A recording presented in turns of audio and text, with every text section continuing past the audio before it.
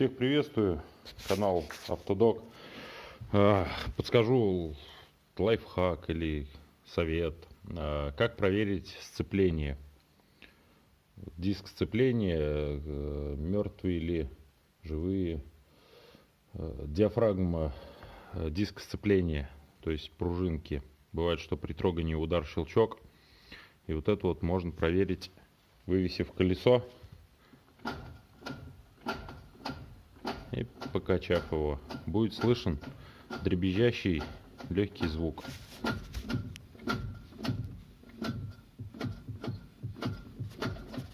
Это диафрагменные пружины развалились, поэтому и выдает такой звук.